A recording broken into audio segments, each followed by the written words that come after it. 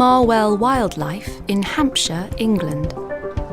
It was started in 1972, and since then, it has become one of the most popular wildlife parks in the UK.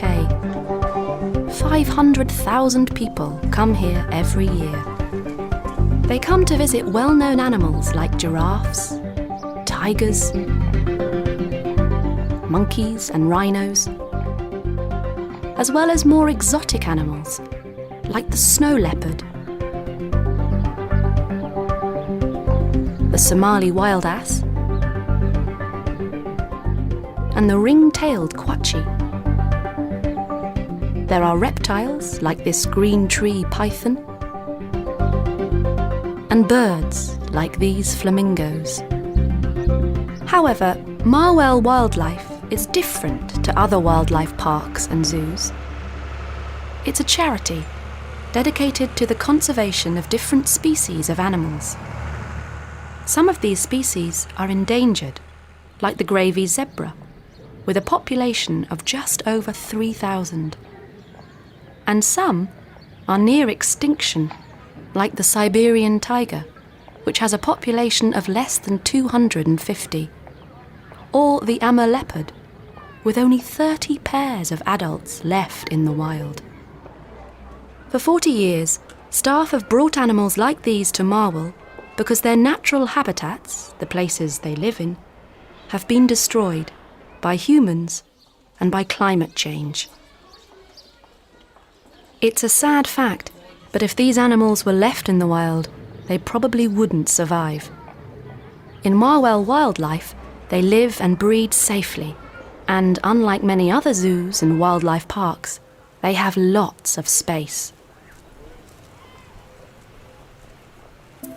However, Marwell Wildlife hasn't always been like this. It used to be smaller and used to have fewer animals. But in the last 20 years, the park has grown from 120 acres to 150 acres. It has become a more open park, where the animals have much more space.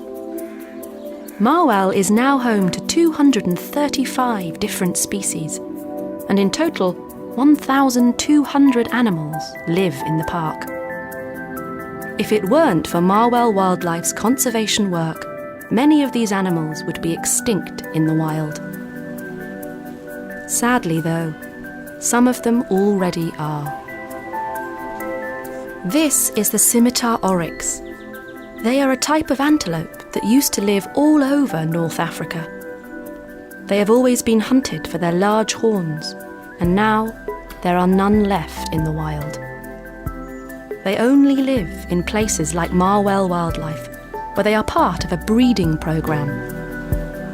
The park hopes that if more oryxes are born, then some might be released back into the wild.